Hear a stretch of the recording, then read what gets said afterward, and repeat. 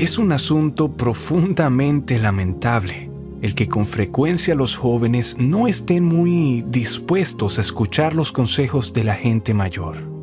Sin embargo, debemos desear con vehemencia que las lecciones de sabiduría que la experiencia le ha impartido a un grupo de hombres se pongan al alcance de aquellos que vienen después de ellos.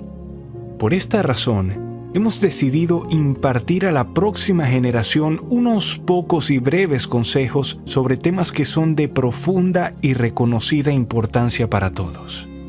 Pero antes de comenzar, deseamos asegurarles que nuestro objetivo no es interrumpir sus diversiones inocentes ni privarlos de cualquier diversión que no pueda ser considerada como injuriosa a sus intereses. Deseamos acercarnos a ti, querido joven, como amigos afectuosos y no como maestros dogmáticos o críticos severos. Por esta razón, solicitamos tu atención paciente, cándida e imparcial a los siguientes consejos. Esfuérzate por tener un carácter cristiano coherente.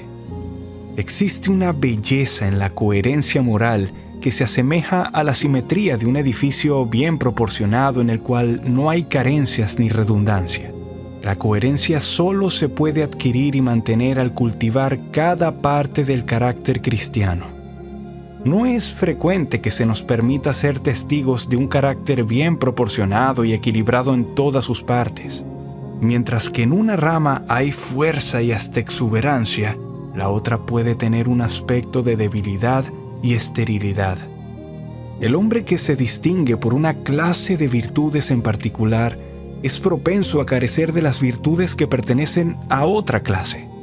Con frecuencia se encuentran hombres cuyo fervor brilla de forma ardiente y sobresaliente, de manera que dejan a la mayoría en las sombras, pero a la vez están completamente destituidos de la humildad, la mansedumbre y la bondad fraternal que forman una parte esencial del carácter cristiano. Algunas personas son concienzudas y meticulosas al llevar a cabo todos los ritos y deberes externos vinculados a la adoración de Dios. Sin embargo, son insensibles a las exigencias de la justicia y la veracidad estrictas en sus relaciones con los demás. Por otro lado, muchos se jactan de su moralidad, pero son notoriamente negligentes en cuanto a los deberes de la fe cristiana. Con frecuencia, los verdaderos cristianos también pueden ser culpables de incoherencia. Esto surge por la falta de un discernimiento claro sobre cómo se aplica la norma de la conducta moral en casos particulares. Aunque los principios generales del deber son claros y fáciles de entender por todos, la habilidad de discriminar entre el bien y el mal en muchos casos complejos es rara en extremo. Esta percepción delicada y correcta de las relaciones morales solo se puede adquirir por la bendición divina. Es bastante común que se dé por sentado el que la moralidad cristiana es un tema tan fácil que todo estudio aplicado de esta es innecesario. Tal idea representa un error perjudicial. Muchas de las deficiencias e incoherencias de los cristianos se deben a la falta de un conocimiento claro y correcto de la norma exacta para la conducta moral. En ningún otro tema se encuentra una diversidad más grande de opinión que en el que tiene que ver con la legalidad o ilegalidad de prácticas específicas. Hasta los hombres buenos suelen enfrentarse a dificultades y dudas con respecto a cuál es el camino correcto a seguir. Sin embargo, aunque muchos casos de incoherencia surgen porque hay ignorancia en cuanto al estándar exacto de rectitud, la mayoría deben atribuirse a una falta de cuidado y atención. Los hombres no se comportan como debieran con base en sus principios, sino que se apoyan demasiado en las costumbres, la moda y el hábito. De esta manera se llevan a cabo muchas acciones sin cuestionar su carácter moral. Otra causa de la incoherencia que con tanta frecuencia observamos es la prevalecencia que ciertas pasiones y apetitos pueden obtener en el momento de la tentación. el poder de los principios internos de maldad no se percibe mientras que los objetos y las circunstancias que son favorables a su ejercicio están ausentes. Así como la víbora venenosa parece endeble al estar helada de frío, pero pronto muestra su maldad cuando se le acerca al fuego, el pecado a menudo permanece escondido en el corazón, como si estuviera muerto, hasta que alguna causa excitante lo provoca y éste entra en acción. Entonces la persona se sorprende al descubrir que la fuerza de sus propias pasiones supera cualquier cosa que había imaginado previamente. Por lo tanto, en ciertas circunstancias, las personas se comportan de una forma que es completamente contraria al tenor general de su conducta. De ninguna manera es justo inferir de un solo hecho irregular que la persona que es culpable de tal hecho se ha comportado de una manera hipócrita en cuanto a todas las acciones aparentemente buenas de su vida anterior. La verdadera explicación es que los principios de acción que comúnmente ha podido gobernar y restringir, en algún momento de descuido o bajo el poder de una gran tentación, adquieren un poder que en ese momento sus buenos principios no tienen la fuerza necesaria para resistir. La persona que es habitualmente correcta y organizada puede entonces ser sorprendida en alguna falta. Como todos somos susceptibles a las mismas debilidades, debe haber una disposición para recibir y restaurar al cristiano ofensor cuando otorga suficiente evidencia de su penitencia. El hombre hasta en sus mejores condiciones en este mundo es un ser inconsecuente. Las únicas personas en las que no podemos observar este defecto son las que por gracia viven cerca de Dios y ejercen un celo y una vigilancia constantes sobre sí mismos. Pero cuando la fe es débil y voluble, las incoherencias graves marcarán la belleza del carácter cristiano. Por esta razón, las personas jóvenes deben comenzar desde temprano a ejercer la vigilancia y a mantener sus corazones con toda diligencia para que no sean cautivadas por sus propias pasiones ni dominadas por el poder de la tentación. Por esta razón te aconsejo, mi joven amigo, que te esfuerces por ser consecuente. Cultiva de manera asidua cada parte del carácter cristiano para que una hermosa proporción se manifieste en tu virtud. Para preservar la coherencia, es necesario estar bien familiarizados con los puntos débiles de nuestro propio carácter, conocer algo del poder de nuestras propias pasiones y estar alertas de antemano en cuanto a las ocasiones y tentaciones que podrían incitarnos a un comportamiento que sea inconsecuente con nuestra profesión de fe cristiana.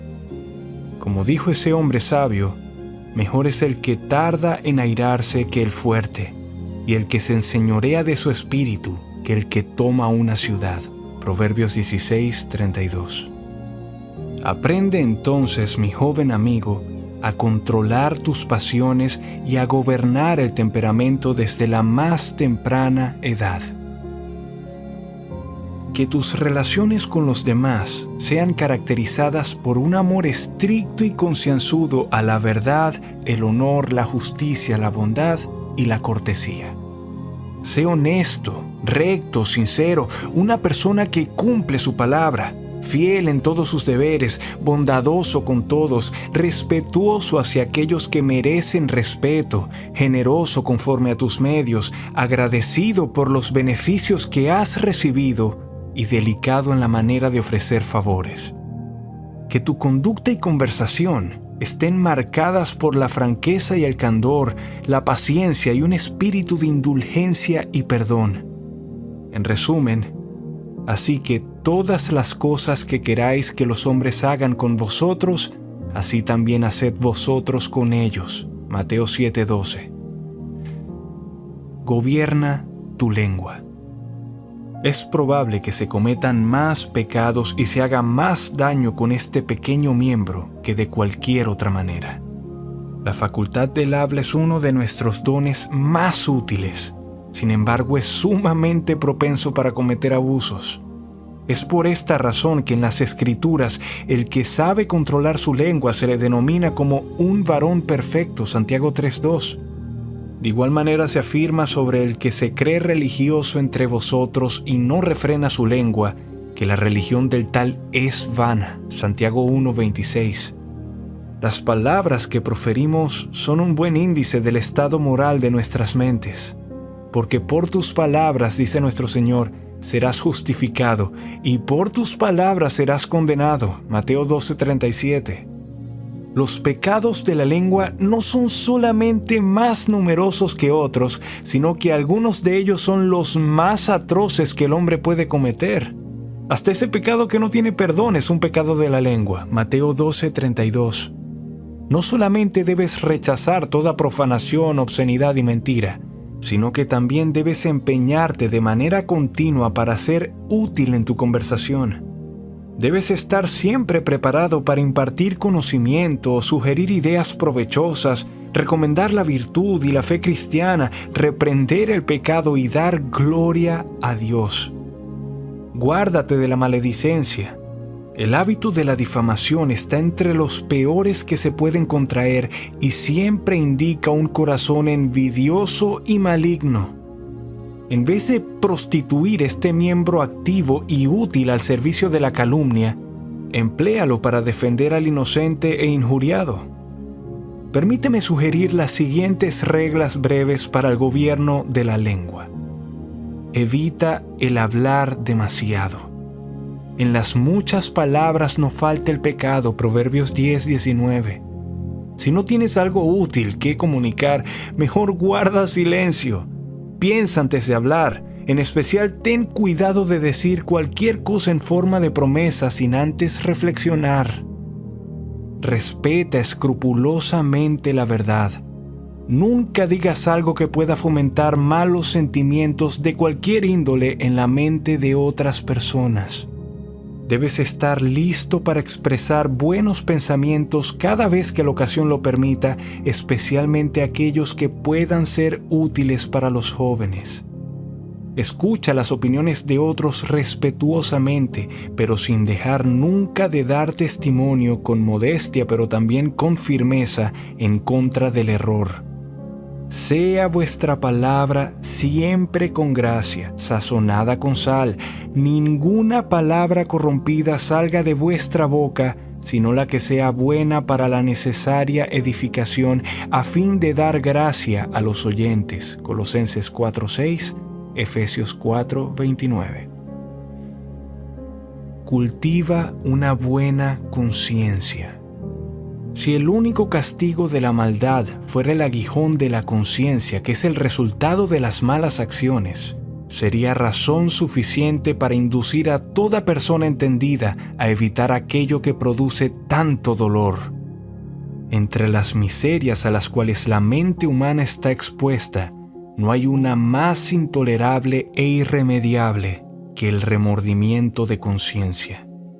El remordimiento tiene la característica de ser renovado cada vez que con nitidez recordamos la mala acción. Es verdad que la conciencia, por medio del error y una resistencia constante a sus dictados, pueden botarse, teniendo cauterizada la conciencia, 1 de Timoteo 4:2. Sin embargo, lo que aparenta ser la muerte de la sensibilidad moral no es más que un dormir. En un momento inesperado y en las circunstancias más inconvenientes, la conciencia puede despertar y ejercer un poder aún más fuerte que el que se había experimentado jamás. Los hermanos de José casi parecían haber olvidado su conducta cruel y poco natural al venderlo para ser esclavo en un país extranjero. Sin embargo, después de muchos años, cuando se encontraron envueltos en dificultades y peligros en esa misma tierra, el recuerdo de su crimen regresó rápida y dolorosamente a sus mentes, provocando confesiones mutuas de culpabilidad. Dios, dijeron, ha hallado la maldad de tus siervos. Y decían el uno al otro, verdaderamente hemos pecado contra nuestro hermano, pues vimos la angustia de su alma cuando nos rogaba y no le escuchamos. Por eso ha venido sobre nosotros esta angustia. Génesis 44:16, 42:21.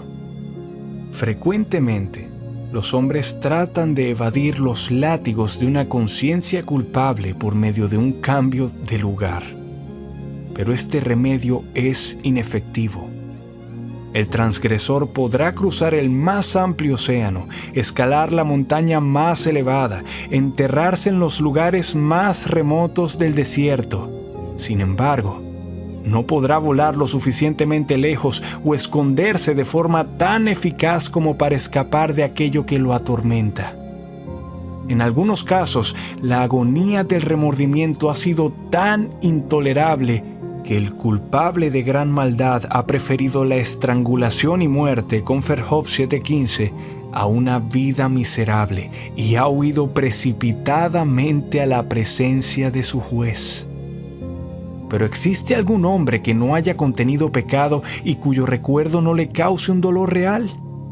Frecuentemente, estas acciones se destacan con mucho relieve al contemplar el pasado. No hay esfuerzo que pueda borrar tales cosas de la memoria. Podemos apartar la mirada del objeto desagradable, pero el pensamiento doloroso volverá. Cuando te aconsejo, mi joven amigo, a guardar una buena conciencia, quiero decir que debes procurar obtener esta bendición inestimable por medio de una solicitud a la sangre rociada. Hebreos 12:24. La conciencia no puede obtener la paz verdadera hasta que el alma no es justificada y el pecado perdonado. Mientras la ley no se cumpla a nuestro favor y mientras exige venganza en contra nuestra por causa de nuestros pecados, ¿hay algo en el universo que pueda darnos paz? Pero cuando por medio de la fe el alma comprende la expiación y ve que es conmensurada a todas las demandas de la ley y que en la cruz no solamente queda satisfecha la justicia, sino que se despliega de forma gloriosa, queda libre inmediatamente de la agonía de la culpa.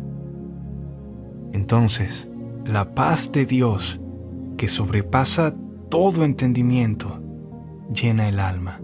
Filipenses 4:7. El gran secreto de la paz genuina es entonces ejercer una fe viva en la sangre de Cristo. Aprende a soportar la aflicción con fortaleza y valor. Cristo mismo sufrió mientras estaba en el mundo y les dejó a sus seguidores un ejemplo perfecto de fortaleza santa y sumisión filial a la voluntad de Dios.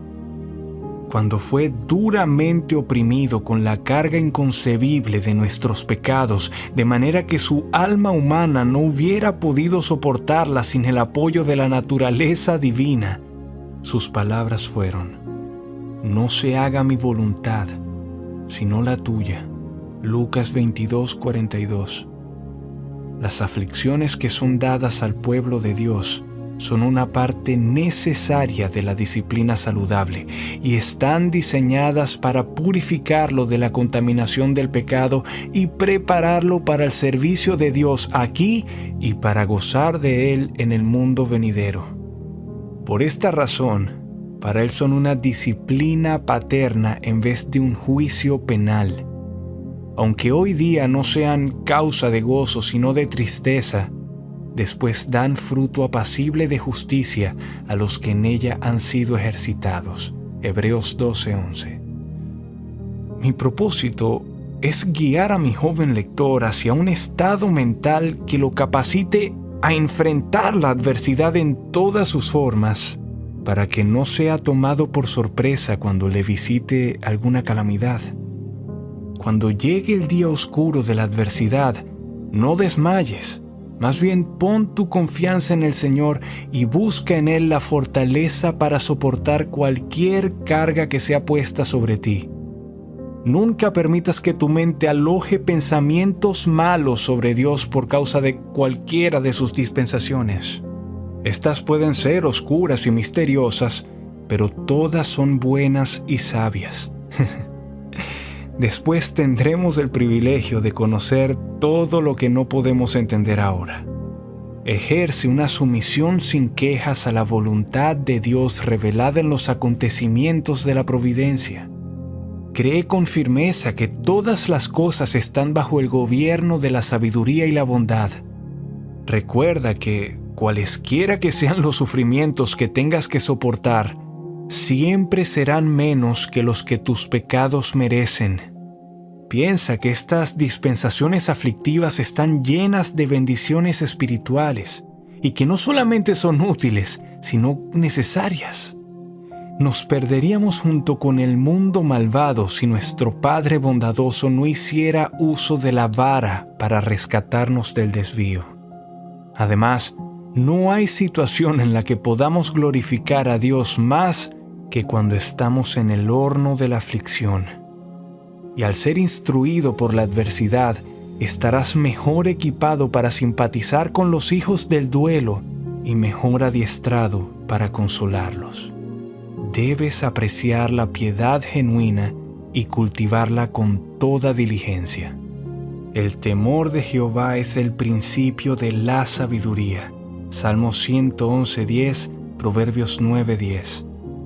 La piedad en la juventud es el espectáculo más hermoso del mundo. Sin la piedad, toda la moralidad, sin importar cuán útil sea a los hombres, es solo una sombra. Es una rama sin raíz. La fe cristiana, más que cualquier otra adquisición, enriquece y adorna la mente del hombre. Congenia de manera especial con las susceptibilidades naturales de la mente juvenil. La vivacidad y versatilidad de la juventud, la ternura y el fervor de los sentimientos en esta edad exhiben lo mejor de la piedad. Cuán deleitoso es ver los corazones de los jóvenes hinchados con las más vivas emociones de una devoción pura. Cuán hermosa la lágrima de arrepentimiento y gozo santo que brilla en el ojo de un joven tierno. No pienses, querido joven, que la religión verdadera disminuirá tu gozo. Permitir tales pensamientos es un insulto al Creador.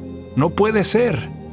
Un Dios de bondad nunca ha exigido nada a sus criaturas que no aporte a su verdadera felicidad.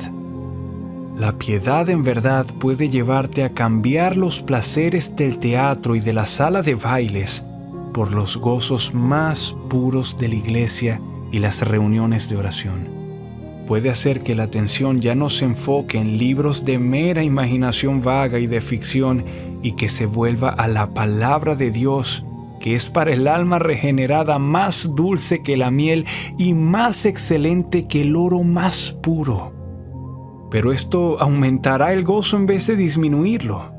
Entonces, con afecto y denuedo te exhorto y te ruego, acuérdate de tu Creador en los días de tu juventud. Eclesiastés 12:1. Esta será la mejor protección en contra de todos los peligros y las tentaciones a las que estás expuesto. Querido joven, sé sabio y asegura una herencia entre los santos que habitan en la luz. Dios te llama para que seas reconciliado. Cristo te llama, Mateo 11:28. Las puertas de la iglesia se abrirán para recibirte. Los ministros del Evangelio y toda la compañía de creyentes se gozarán con tu entrada y te darán la bienvenida a las preciosas ordenanzas de la casa de Dios. Finalmente, recuerda, he aquí ahora el tiempo aceptable, he aquí ahora el día de salvación. 2 de Corintios 6:2. Busca la ayuda y la guía divina por medio de la oración ferviente y sin cesar. Necesitas que la gracia de Dios te ayude diariamente. La sabiduría que procede de ti es necedad. Tu propia fuerza es debilidad y tu propia justicia totalmente insuficiente. El hombre no es señor de su camino, ni del hombre que camina es el ordenar sus pasos. Jeremías 10:23. Pero, si estás falto de sabiduría, está permitido pedirla y tienes una promesa misericordiosa de que te será concedida. todo lo que necesitemos se nos dará si lo pedimos con humildad y fe. Pedid y se os dará, buscad y hallaréis, llamad y se os abrirá. Mateo 7:7. La fe y la oración son nuestros recursos principales frente a las diversas y grandes aflicciones de esta vida. Cuando todos los demás refugios fracasen, Dios esconderá a su pueblo que lo busque en su lugar secreto y lo protegerá bajo la sombra de sus alas. La oración es esencial para la existencia y el crecimiento de la vida espiritual. Es el aliento del nuevo hombre. Por este medio obtiene un rápido socorro de innumerables males y hace que bajen del cielo las más dulces y ricas bendiciones. Que tu mente esté completamente convencida de la eficacia de la oración cuando ésta se ofrece con fe y persistencia para obtener las bendiciones que necesitamos. Dios se ha dado a conocer como el que escucha nuestras oraciones. Sí, ha prometido que tendremos, en tanto que sea para su gloria y para nuestro bien, todo lo que pidamos. El hombre que tiene acceso al trono de gracia nunca le faltará lo que verdaderamente necesita. Gracia y gloria dará Jehová, no quitará el bien a los que andan en integridad. Salmo 84:11. Por esta razón no tendré temor de aconsejar a los jóvenes a cultivar un espíritu de oración y a ser constantes en su práctica. Orad sin cesar, permaneced constantes en la oración. 1 de Tesalonicenses 5:17, Romanos 12:12. Muchas veces también, cuando estamos llevando a cabo este deber, un poco del cielo baja a la tierra. Y el adorador piadoso anticipa en cierto grado aquel gozo que es inefable y eterno. Además, la oración será el escudo más eficaz contra el pecado y el poder de la tentación. Satanás tiembla cuando ve al santo más débil de rodillas. Concluiré mis consejos a los jóvenes con una recomendación seria y afectuosa para todo el que lea estas páginas. No tardes en hacer preparaciones para la muerte. Sé que los jóvenes alegres no están dispuestos a escuchar cuando se toca este tema. No hay nada que traiga una sombra más oscura a sus espíritus que el hecho solemne de que hay que enfrentar la muerte y que no hay posesión terrenal o circunstancia que pueda protegernos de ser sus víctimas a cualquier hora. Sin embargo, si reconocemos que este mal formidable es inevitable y que la tenencia por la cual nos agarramos de la vida es muy frágil, ¿por qué hemos de comportarnos tan irracionalmente y podría decir tan locamente cerrando los ojos para no ver el peligro? ¿Preguntas sobre qué preparaciones son necesarias? Respondo que la reconciliación con Dios y la aptitud para las actividades y los gozos del estado celestial. La preparación para la muerte incluye el arrepentirnos ante Dios por todos nuestros pecados, confiar en el Señor Jesucristo y apoyarnos en su sacrificio expiatorio, un corazón regenerado, una vida reformada y finalmente un ejercicio vivo de la piedad, acompañado con una seguridad tranquila de que tenemos el favor divino. En resumen, la piedad genuina y vital forma la esencia de la preparación necesaria. De esta manera estarás a salvo en la muerte y después de esta tu felicidad quedará segura. Pero para que el lecho de muerte no sea solo seguro, sino también confortable, debes poseer una fe fuerte y evidencias claras de que tus pecados han sido perdonados y de que has pasado de la muerte a la vida. Entonces, antes de otorgar sueño a tus ojos, debes estar convencido de la necesidad de comenzar el regreso hacia Dios, de quien como oveja te has descarriado. Prepárate para venir al encuentro de tu Dios. Amós 4:12. Por tanto, también vosotros estad preparados, porque el Hijo del Hombre vendrá a la hora que no pensáis. Mateo 24:44. procura la libertad del temor a la muerte por medio de la solicitud creyente a aquel que vino con el propósito de librarnos de esta esclavitud. Con su presencia y guía, no hay necesidad de temer ningún mal, aunque estemos pasando por el oscuro valle de sombra y de muerte. Él puede consolarnos con su vara y su cayado y hacer que seamos vencedores sobre ese último enemigo.